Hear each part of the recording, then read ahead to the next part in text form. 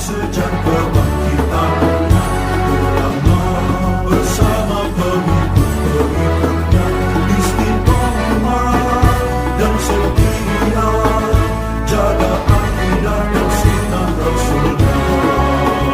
Alhamdulillah segala puji baginya ulama bersama pengikut-pengikutnya istiqomah dan setia menjaga agama nusa dan bangsa.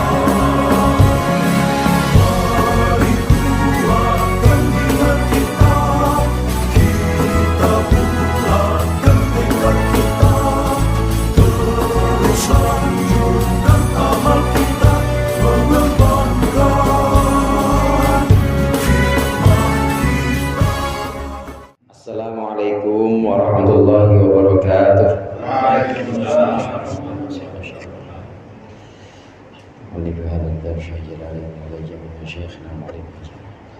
Al-Fatihah. Alhamdulillahirabbil alamin. Ar-Rahmanir-Rahim. Maliki yaumiddin. Iyyaka na'budu wa iyyaka nasta'in. Ihdinas siratal mustaqim. Siratal ladzina an'amta 'alaihim ghairil maghdubi 'alaihim waladdallin. Bismillahirrahmanirrahim. Alhamdulil muallimit tullabi wa musahhilil khairi liman yata'allamu. Thumma as-salatu wassalamu 'alan nabi wa alihi wa sahbihi jayudamu. Ya Rabbana kaffir 'anna dhunubana wa walidina wa liman huwa muslimu. Nad'uka Allahumma ilman nafi'a min yawmina ilal hisabi yaqum. Amin amin amin wa ya fattahu. Amin amin amin wa ya alimu. Alhamdulillahil awwalil akhir al-batinil zahir. Wassalatu wassalamu ala sayyidina Muhammadin at-tahiril fakhir wa ala alihi wa ashabihi dzawil ula wal mafakhir. Amma ba'du, fa inna ahsanal hadithi kitabullah wa khairal hadi hadi Muhammadin sallallahu alaihi wasallam wa syarrul umuri muhdatsatuha wa kullu muhdatsatin bid'ah wa kullu bid'atin dhalalah. Segenap jamaah Masjid Al-Ikhlas, bapak-bapak, para ustaz, bapak haji, para sesepuh, wabil khusus orang tua kita Bapak Haji Mulyadi, dan hadirin sekalian yang berbahagia dan yang dirahmati oleh Allah. Alhamdulillah malam hari ini kita berkumpul kembali melanjutkan pengajian rutin kita, ngaji malam Senin, ngaji kitab Tafsir Jalalain. Mudah-mudahan hadirnya kita di sini mendapat ridha Allah. Apa yang kita pelajari akan menjadi ilmu yang bermanfaat dunia akhirat. Amin ya rabbal alamin. Dalam Al-Qur'an, hadirin, Allah menceritakan tentang kisah-kisah. Ada kisah-kisah orang soleh dan tentunya musuhnya orang soleh. Ada kisah-kisah orang kafir, orang-orang yang ingkar kepada Allah, ya lawannya orang-orang yang beriman kepada Allah, para nabi. Sesengaja Allah menceritakan ini, menceritakan tentang kisah-kisah ada orang soleh dan ada orang yang toleh, ada orang yang kufur, ada orang yang mukmin. Ini buat pelajaran bagi kita. Kalau kita ketemu kisah tentang Nabi Musa, kisah tentang Nabi Nuh yang dakwah dan dengan kesabarannya ini mengajak umat manusia, maka kita dianjurkan ikut seperti itu, meneladani Nabi Nuh. Apalagi kalau Nabi Muhammad SAW yang dijadikan contohnya. Begitu juga sebaliknya kalau kita mendengarkan cerita tentang orang-orang musyrik atau orang-orang yang ingkar kepada Allah, maka kita harus menjauhinya. Kita harus jangan sampai kayak begitu. Al-Quran sengaja menceritakan ini supaya kita bisa mengambil pelajaran mana yang harus kita ikuti dan mana yang harus kita hindari, kita tinggalkan. Dan kadang-kadang saudara, sering saya sampaikan, kadang-kadang itu nyindir kita juga waktu menceritakan sifat orang-orang kafir. Terus kelihatannya kalau kita tahu artinya, kita baca maknanya, lah mirip-mirip banget nih sifatnya kayak gua gitu. Kadang-kadang Al-Quran suka nyindir seperti itu. Nah, Al-Quran itu bisa menjadi sindiran juga buat kita. memang yang pertama kali harusnya yang ditegur adalah diri kita sendiri. Ketika kita membaca Al-Quran, maka yang pertama kali adalah kembalikan kepada diri kita sendiri. Ini termasuk nggak kita dalam golongan orang-orang ini? Atau ini kita bisa nggak menjauhkan sifat-sifat orang-orang yang seperti ini? Nah, berikut ini masih melanjutkan surat Ghafir. Surat Ghafir itu surat Makkiyah, surat yang diturunkan di Makkah. Dan kalau kita lihat ada pertemuan-pertemuan sebelumnya yang dijadikan mukhatab atau dijadikan lawan bicara, yang dijadikan sebagai orang yang diajak bicara dalam ayat-ayat Al-Ghafir, surat Ghafir ini adalah orang-orang Mekkah. Berikut ini Allah menceritakan tentang Nabi Musa. Pertama, kenapa Allah menceritakan Nabi Musa? Alasannya yang pertama untuk menghibur Nabi Muhammad SAW. Seringkali Allah menceritakan umat-umat terdahulu, terutama para nabi terdahulu, ini untuk menghibur. Artinya menghibur begini, wahai Muhammad, yang diingkari oleh orang-orang kafir bukan cuma engkau doang. Dulu Musa lebih parah. Bukan cuma engkau doang, dulu Nuh itu lebih parah. Ini artinya supaya Rasulullah terhibur dan Rasulullah merasa, oh ada yang senasib sepenanggungan. Ada yang sama seperti beliau dalam berjuang, berdakwah, mengajak orang-orang iman tuh memang tidak selalu diterima. Ada di surat Ghafir yang akan kita baca ayat ke-23 yang akan kita baca sekarang. Ayat 23. Bismillahirrahmanirrahim. Qala Allah Ta'ala wa huwa asdaqul qailin.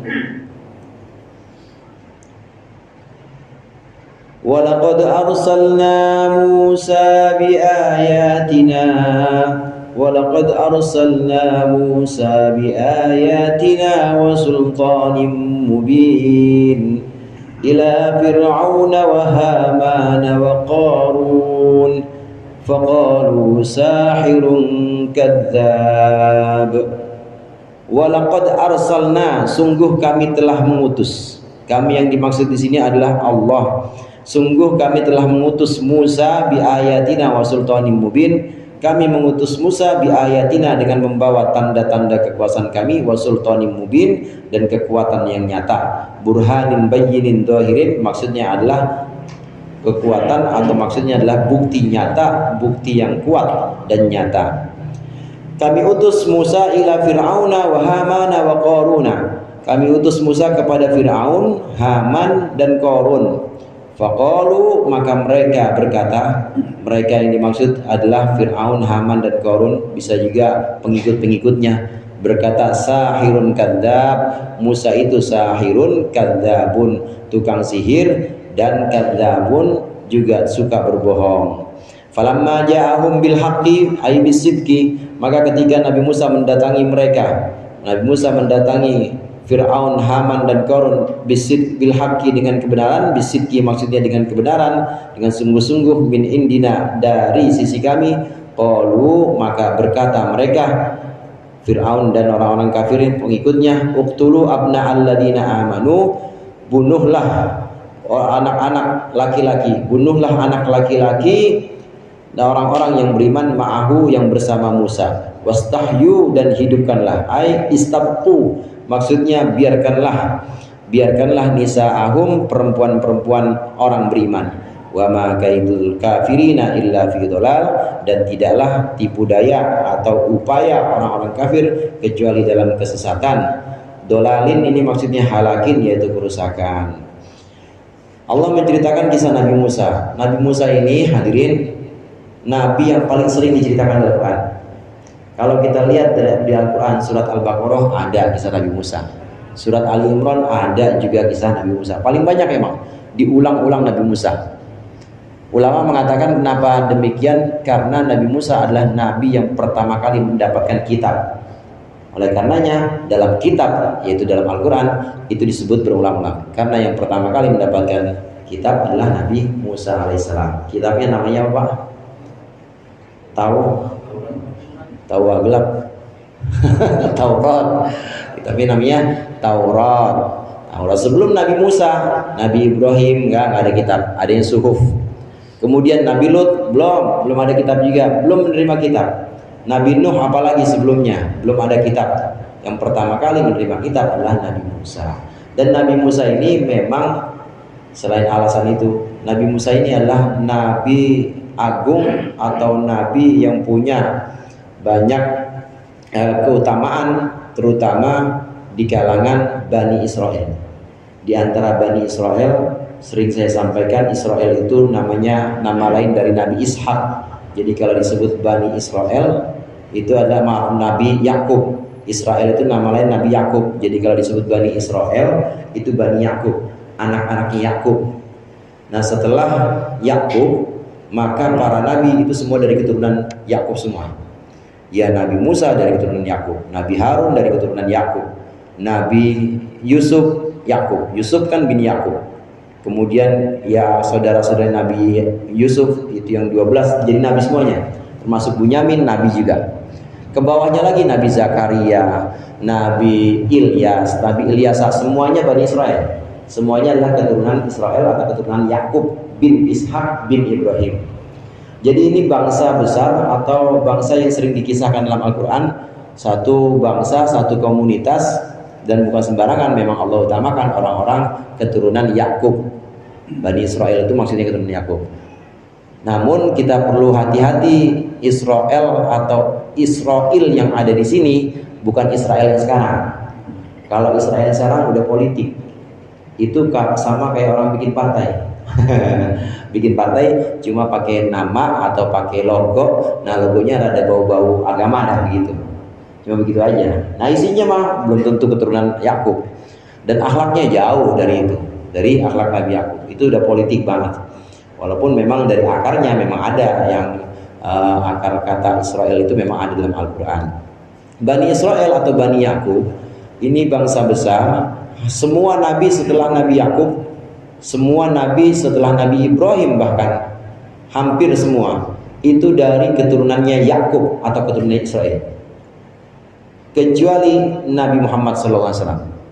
Nabi Muhammad dari keturunan Nabi Ismail alaihissalam. Nabi Ibrahim punya dua anak yang terkenal, Nabi Ismail dan Ishak. Nabi Ismail terus ke bawahnya Adnan, Adnan terus Kinanah, terus sampai Quraisy. Itu nggak ada yang jadi nabi. Tapi dari Nabi Ishak, Nabi Ishak anaknya Nabi Ibrahim juga, Ishak punya anak namanya Yakub, udah nabi. Yakub punya anak 12, nabi semuanya. Nabi semuanya. Namanya ada Yusuf yang terkenal, Yusuf, Bunyamin, terus ada Yahuda. Itu Yahuda yang sekarang jadi agama Yahudi, itu Yahuda bin Yakub. Jadi anaknya Nabi Yakub. Makanya disebut agama Yahudi itu adalah keturunan dari Yahuda, Yahuda bin Yakub. Ini semua sampai Nabi Isa itu juga keturunannya Israel. Karena besarnya bangsa ini Allah pilih dan Allah jadikan banyak sekali keturunannya menjadi nabi. Walaupun ya biasanya kalau banyak jadi nabi berarti tanda-tandanya bangor gitu. Kenapa ya orang diutus mulu? Enggak cukup. Meskipun banyak yang diutus nabi, ya tentu saja banyak juga pembangkangan yang dilakukan oleh Bani Israel, yang orang-orang yang nggak taunya, orang awamnya, ini tentu bahkan sampai membunuh para nabi. Ini diulang-ulang kisah Nabi Musa karena Nabi Musa adalah nabi besar, nabi agungnya Bani Israel. Dibanding yang lain, dibanding Nabi Ilyas, Nabi Ilyasa, Nabi Zakaria, Nabi Isa, Nabi Musa paling besar, yang memang punya posisi sendiri di hati orang-orang Israel. Mereka sebutnya bukan Musa, Moses sebutannya. Emang begitu, beda logat doang. Kalau Ibrahim sebutannya Abraham. Yusuf, Yosef. Yosef. Ishak, Ishak. Pakai C, Ishak. Nah, ada tokoh saya namanya Ishak Newton. Ishak. Muhammad nggak ada, dia nggak ngakuin Muhammad. Mereka nggak ngakuin Muhammad. Isa sebutannya, tapi orang Yahudi juga mengingkari Isa. Nah, orang Yahudi juga mengingkari bahwa Isa itu adalah nabi, diingkari, dia nggak mau percaya Isa. Dia hanya percaya kepada Nabi Musa dan nabi-nabi setelahnya sebelum Nabi Isa. Nabi Muhammad ini dengan menyebutkan kisah-kisah ini, maka Allah menghibur Nabi Muhammad supaya bisa merasa ada yang sama yang juga diingkari oleh orang-orang sebelumnya. Allah menceritakan bahwa kami telah mengutus Musa kepada Fir'aun, Haman, Korun. Ini semuanya pentolan-pentolan nih, Pak, dedengkot-dedengkotnya, dedengkot-dedengkot Mesir pada waktu itu. Di bumi Mesir yang pada waktu itu sudah makmur, peradabannya sudah tinggi, sudah mengenal baca tulis.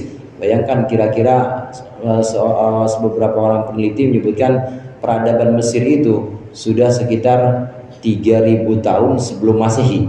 3000 tahun.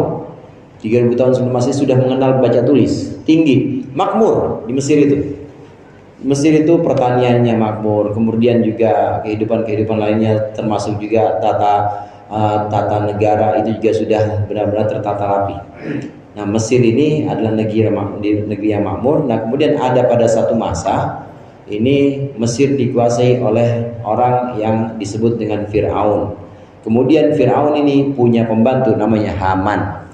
Haman dan Fir'aun ini juga dibantu oleh seorang namanya Korun. Jangan jadi nama anak, Pak, ya. Orang kafir semua tuh. Fir'aun, Haman, Korun. Allah menyebutkan di sini, Allah menyebutkan 3. Yang pertama Fir'aun, raja. Yang kedua Haman, perdana menteri.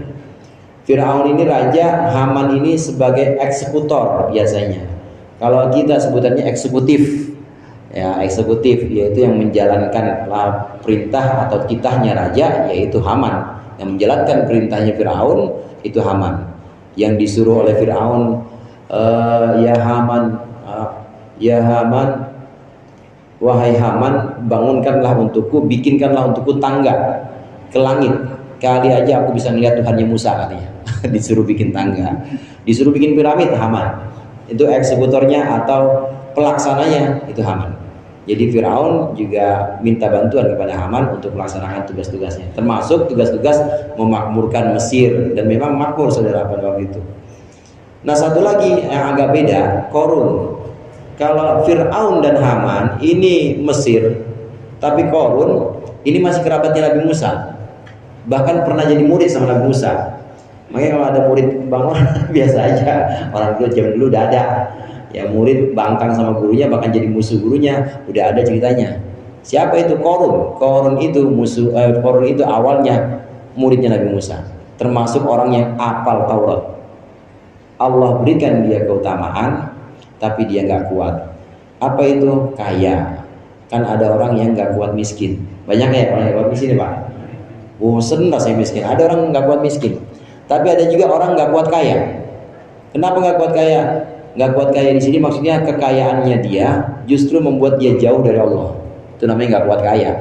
Makanya Allah kadang-kadang nggak kasih sama seseorang dari dulu miskin aja, urat miskin, karena Allah sayang. Kenapa? Kalau dikasih kaya dia nggak kuat. Kalau dikasih kaya dia jauh sama majelis taklim.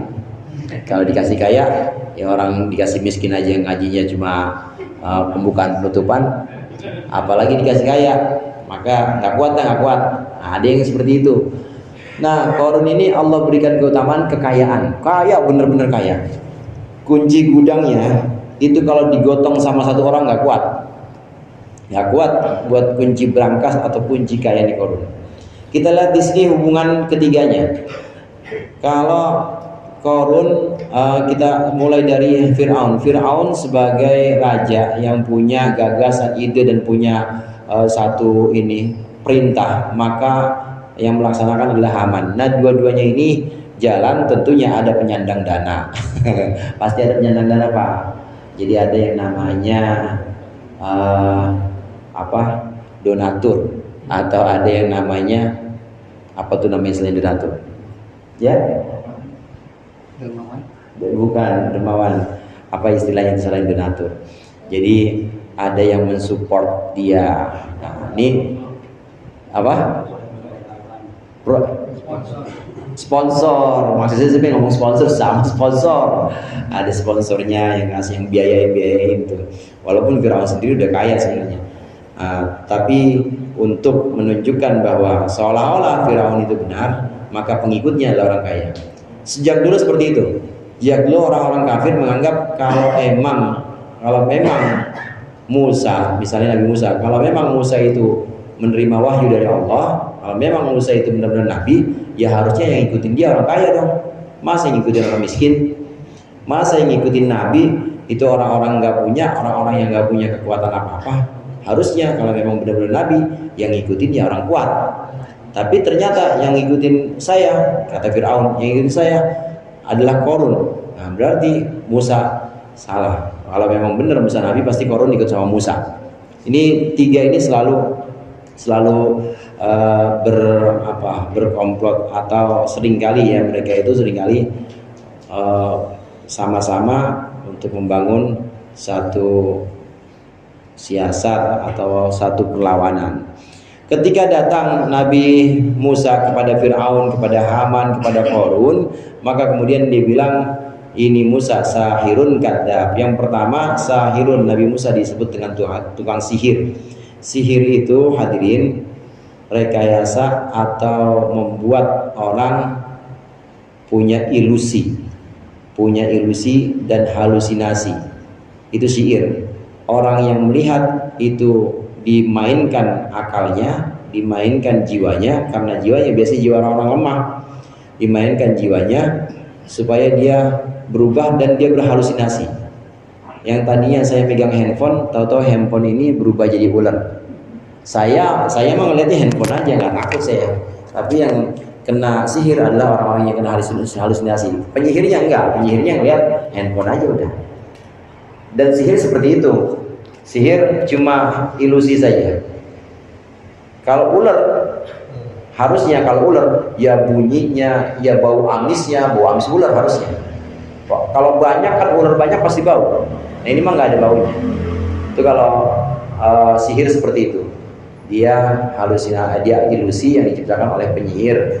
Dia diciptakan atau dibuat untuk orang-orang yang jadi objeknya atau jadi korbannya. Beda sama mujizat. Kalau mujizat bukan ilusi, benar-benar berubah. Ya tongkat Nabi Musa yang tadinya tongkat benar-benar jadi ular. Bukan cuma Fir'aun yang sakit dan mulai saat itu Fir'aun sering sakit-sakitan. Bukan cuma Fir'aun yang takut, Nabi Musa aja takut. Karena emang berubah beneran. Dan bau-baunya udah bau ular beneran. Bau amisnya segala macam. Nabi Musa sendiri awalnya takut, tapi kata Allah, ya Musa la takhaf innahu la yakhafu yadayyal mursalun. Jangan takut Musa. Kalau utusanku itu nggak ada yang takut kalau ada di sampingku. Dipegang sama Nabi Musa jadi tongkat lagi.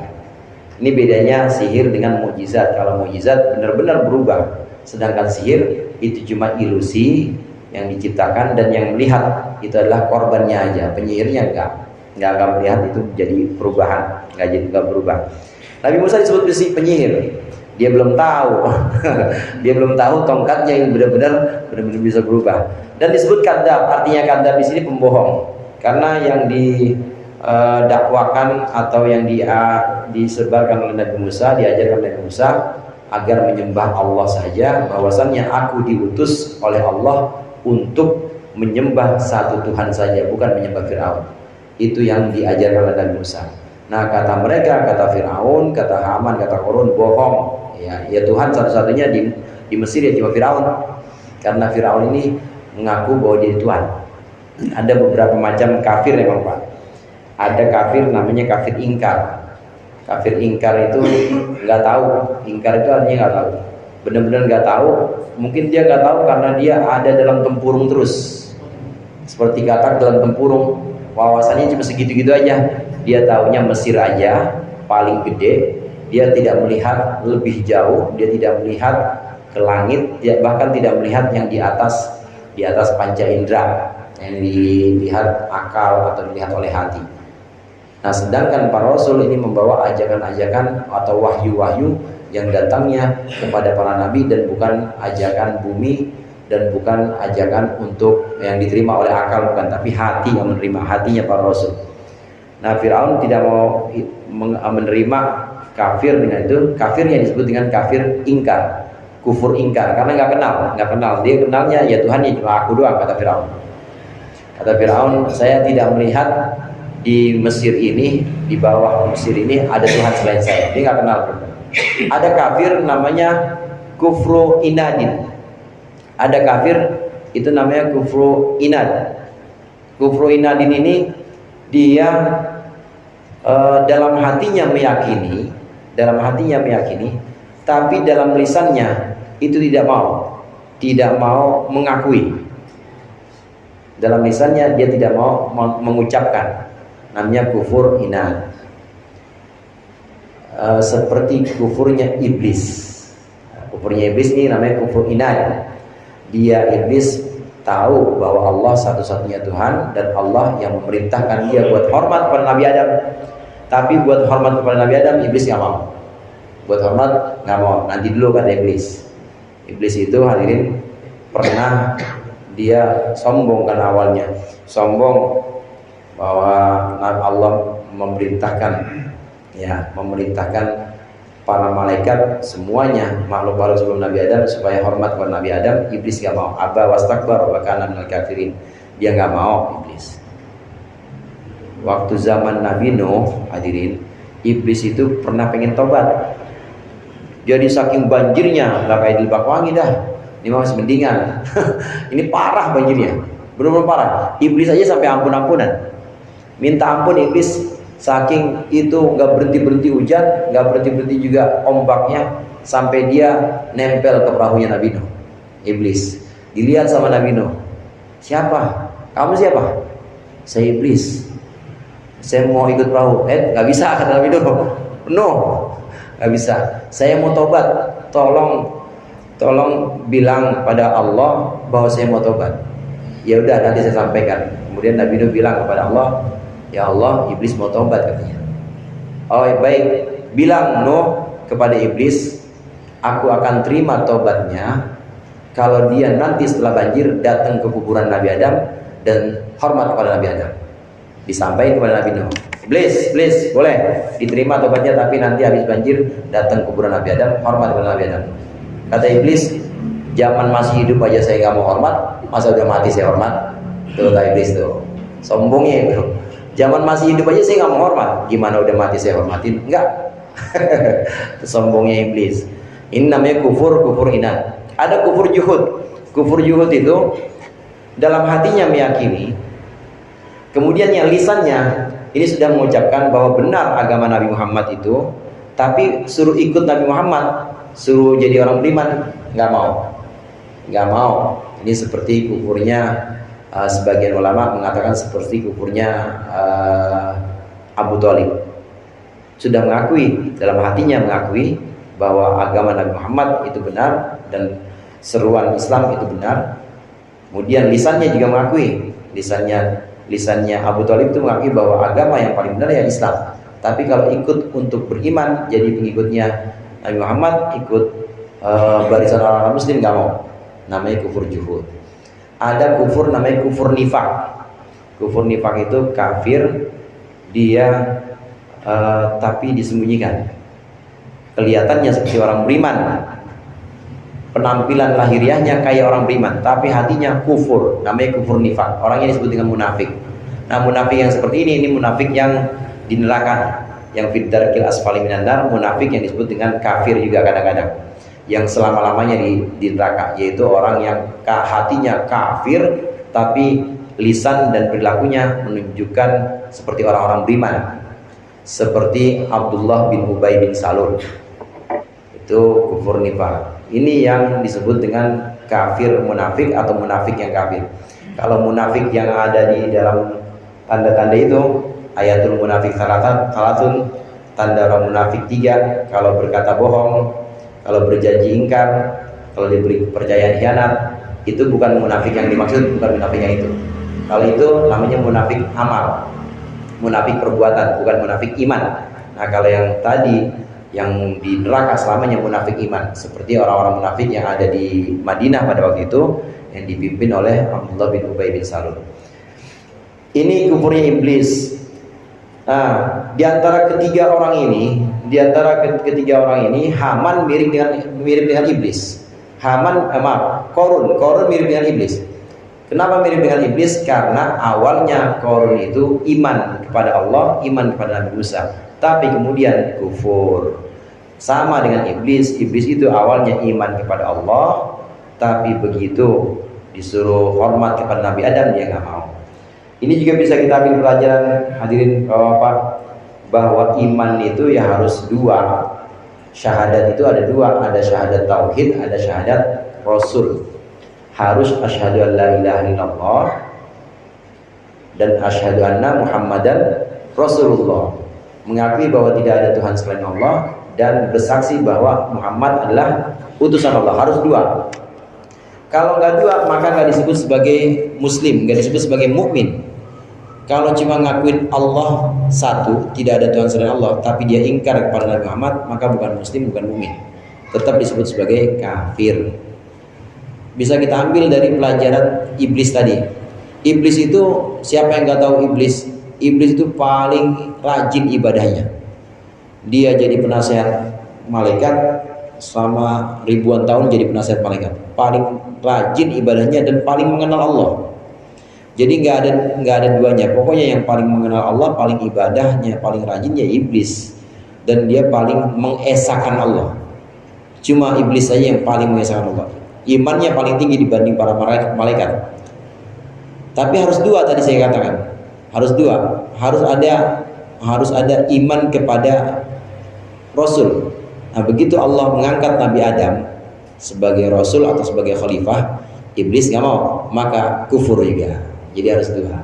Karenanya kalau kita lihat orang, mohon maaf, misalnya orang Nasrani, orang Yahudi, ditanyain Tuhannya berapa? Satu tetap dia, walaupun dia mengakui Trinitas, tapi tetap Tuhannya Allah. Tuhannya tetap Allah.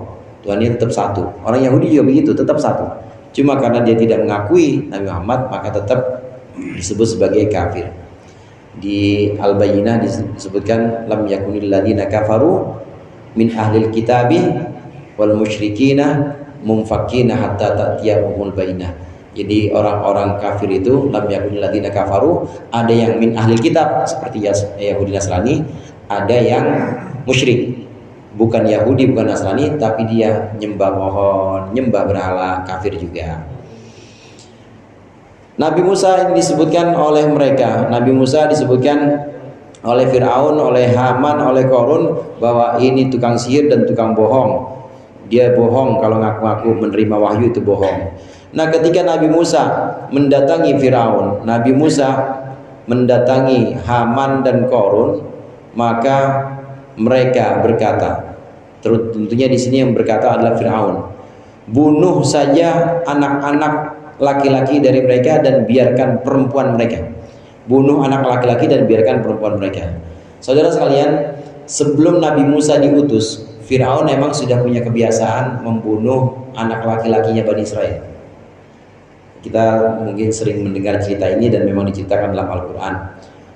Waktu Fir'aun ngimpi bahwa ada anak laki-laki keturunan Israel yang bakal menghancurkan kerajaannya.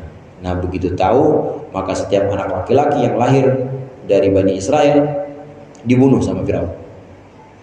Nabi Musa hampir dibunuh, tapi oleh Allah ibunya dikasih ilham, dikasih petunjuk, hanyutkan anakmu ke sungai. Nabi Musa selamat. Setelah itu Nabi Musa justru diurusin Fir'aun. Yang ngurusin Nabi Musa Fir'aun, saudara. Diurusin Fir'aun ini karena lobby atau karena jasa dari Siti Asia. Siti Asia itu istri Fir'aun yang nggak pernah dipegang sama Fir'aun. Jangan dibunuh, udah kita rawat aja. Kali aja bisa memberikan manfaat buat kita. Dirawat akhirnya Nabi Musa. Sudah sampai batas waktunya, sudah sampai waktu yang Allah tentukan, maka Nabi Musa diperintahkan oleh Allah untuk ngajak Fir'aun supaya kembali ke jalan yang benar, menyembah Allah, bukan menyuruh orang-orang menyembah dia. Nabi Musa dapat risalah, dapat wahyu. Jadi sempat berhenti, dibunuh semua anak Bani Israel yang laki-laki dibunuh. Ini sempat berhenti sejak Nabi Musa. Jadi Nabi Musa berhenti, udah nggak pernah bunuh lagi. Nah, begitu Nabi Musa mulai menyampaikan ajaran tauhid, ayo kembali, ayo menyembah Allah saja dan jangan menjadikan dirimu sebagai Tuhan orang-orang Mesir. Sejak Nabi Musa mengajak ini, maka Fir'aun bilang bunuh lagi, mulai lagi, bantai lagi anak-anak laki-lakinya Bani Israel dan biarkan perempuan-perempuannya biarin menjadi pelayan-pelayan atau dulu menjadi hamba-hamba sahaya. menjadi hamba-hamba sahaya atau budak-budak. Uqtulu abna'ahum. Jadi mulai lagi kebiasaan Firaun seperti dulu, yaitu menghidupkan atau membiarkan anak-anak laki-laki Bani Israel hidup dan perempuannya membiarkan anak-anak perempuan hidup, tapi laki-lakinya dibunuh oleh Firaun. Mulai lagi Haman, lakukan lagi eksekusi, lakukan lagi genosida, pembantaian terhadap anak-anak Bani Israel. Hadirin sekalian, ini terjadi setelah Nabi Musa menerima wahyu. Setelah Nabi Musa menerima wahyu, sampaikan kepada Firaun, Firaun melakukan ini lagi. Padahal pada waktu itu Nabi Musa sudah membawa bukti-bukti yang nyata, yakni mukjizat-mukjizat. Ada tongkatnya, kemudian ada wabah. Berapa kali wabah itu di Mesir, dan yang bisa menghilangkan Nabi Musa, yang bisa mengangkat atau menyelamatkan Firaun dan umatnya Mesir dan penduduk Mesir, itu ya Nabi Musa. Ada wabah kodok. Nah, kodok itu semuanya di Al-Quran ceritakan. Jadi semuanya di kerajaan Firaun isinya kodok doang, Pak. Buka lemari kodok isinya. Mau masak beras, dalam beras kodok isinya. Sampai tadinya masaknya masak ikan, begitu dibuka dagingnya daging kodok. Semuanya kodok semuanya. Sampai Firaun bilang kepada Musa, sudah saya janji, kalau emang bisa engkau mohonkan kepada Allah, minta kepada Tuhanmu, hilangkan wabah ini, habis ini saya mau iman. Nabi Musa doa, sholat, kemudian doa kepada Allah, hilang saudara wabah itu. Apakah Firaun iman? Gak iman. Enggak iman dia. Ada lagi datang namanya Tufan itu banjir. Firaun istananya banjiran semuanya, dan penduduk-penduduk yang menjadi pengikutnya Firaun banjir semuanya. Anehnya kalau di rumah-rumah itu Nabi Musa nggak banjir Tufan. Ada darah, belalang itu semuanya juga begitu, sama kayak kodok. Semuanya wabah. Bukan ini lebih rusak, kalau belalang ini lebih rusak. Dia makanin ini pintu, kayu-kayu, lemari semua dimakanin tuh di kerajaan Firaun, belalang. Yang bisa ngilangin Nabi Musa pakai tongkatnya, diginin aja saudara. Jadi kalau ngikutin ya bang, ngikutin sampai akhirnya dibawa sama Nabi Musa, dibuang ke laut. Udah selesai. Apakah Firaun iman? Gak iman.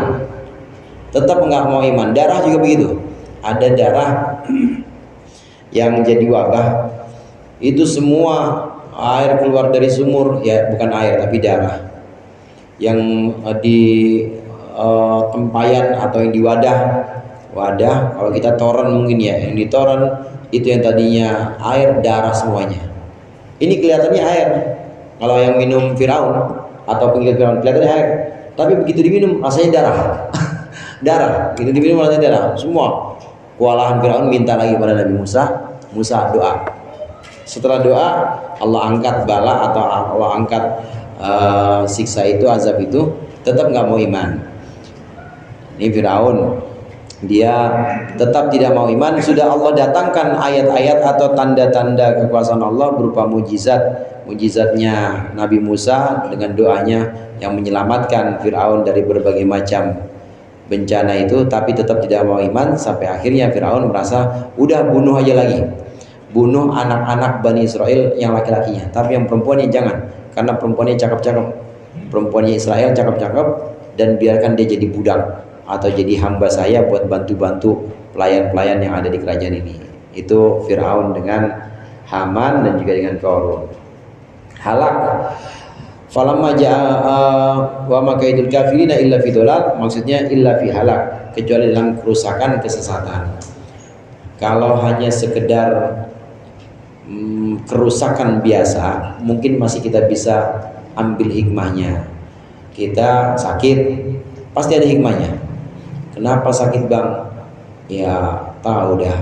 Jadi begini bang, abang suruh istirahat supaya jangan diporsir kerjanya. Coba kalau nggak sakit, tahu-tahu bukan ya nggak ada ininya, nggak ada aba-aba lagi, tahu-tahu udah nggak bisa gerak, tahu-tahu udah mati sebelah, kan repot. Makanya dikasih sakit bang. Ada hikmahnya kalau itu. Nah kalau ini dolal atau halak, udah nggak ada sama sekali udah hancur. Apapun yang dilakukan orang-orang kafir, tipu daya dan juga upaya untuk membunuh Bani Israel, membunuh pengikut-pengikut Nabi Musa, ini semuanya ada dalam kesesatan atau kerusakan dan akan tidak ada hikmahnya sama sekali. Wa qala fir'aunu daruni aqtul Musa wal yad'u rabbah inni akhafu an yubaddila dinakum wa an yudhhira fil ardil fasad. Wa qala fir'aunu, dan Fir'aun berkata, daruni aqtul Musa, biarkan aku membunuh Musa. Liannahum kanu yakufuna an qatli, karena sungguhnya orang-orang Mesir, kaumnya Fir'aun ini melarang atau mencegah Fir'aun untuk membunuh Musa.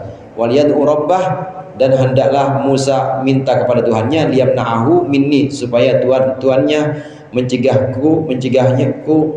Musa dariku, atau melindungi Musa dariku. Inni akhafu wa yubaddila dinakum, saya takut Musa mengganti agama kalian, min ibadatikum iyaya, yakni kalian tidak menyembahku lagi, fatattabi'unahu, lalu kalian mengikuti Musa. Dan aku khawatir ayyudhira wa ayyudhira fil ardi, bahwa Musa memunculkan di bumi al-fasada, kerusakan, min qatlin wa ghairihi, yaitu pembunuhan dan lain-lain. Wa fi qira'atin au fi ukhra wa fi ukhra bi fathil ya wal ha wa dhammid dal. Jadi ada yang baca yang qiraah yang terkenal ini, yang biasa kita baca, wa ayyudhira fil ardil fasada, bisa, atau wa ayyadhara fil ardil fasadu. Jadi fiilnya fiil lazim. Ini istilah qiraat, pembahasan tentang qiraat. Perintah pertama Fir'aun tadi, bunuh semua anak laki-laki Musa. Ayo kita mulai lagi, bunuh semua anak laki-laki Bani Israel. Ayo kita mulai lagi seperti dulu, kata Fir'aun. Nah kemudian yang kedua, keinginan Fir'aun, udah jangan alang-alangin saya, jangan ngaling-ngalingin saya ngebunuh Musa.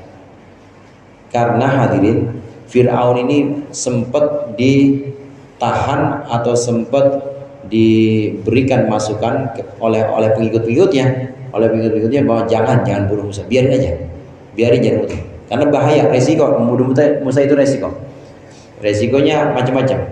Pertama, hikmahnya kenapa Fir'aun bertahun-tahun oleh pengikutnya sendiri dilarang membunuh Musa. Yang pertama, karena ada di antara pengikut Fir'aun itu ada orang yang menyembunyikan imannya tapi setia kepada Musa. Jadi ada pembisiknya, jangan dibunuh, ya biarin aja, nggak parah-parah banget kok ininya pengikutnya. Ada orang beriman tapi dia menyembunyikan imannya tapi dekat dengan Firaun. Orang inilah yang kemudian memberikan masukan jangan bunuh Musa. Kemudian hikmahnya, bertahun-tahun Firaun tidak membunuh Nabi Musa karena memang ada yang melarang atau ada yang nahan. Ini orang-orang banyak yang bilang, Musa apa sih? Orang Musa anak angkatnya Firaun doang, anak raja bukan. Dia bukan anak raja, dia kan anak temuan. Kalau engkau Firaun membunuh dia, itu justru akan menjatuhkan citramu sendiri. Masa raja lawan anak angkat, malu-maluin aja. Masa anak kuliahan lawan anak TK, begitu. Firaun akhirnya iya juga ya, biarin dah, nggak usah dibunuh, ditahan, nggak jadi dibunuh. Kemudian kenapa Firaun juga tidak membunuh Musa? Bertahun-tahun ini ditahan, tidak dibunuh Musa oleh Firaun, karena untuk penasihat-penasihatnya bilang, biarkan Firaun, Musa tetap hidup. Ini untuk menguji atau untuk melatih terus kepekaan dan juga siasat Firaun. Jadi begini saudara, dalam ilmu politik itu, kalau sudah tidak ada musuh, itu berarti statusnya adalah zona nyaman. Kalau dalam zona nyaman, orang bisa terbuai, tahu-tahu hancur aja. Maka harus dibangun musuh,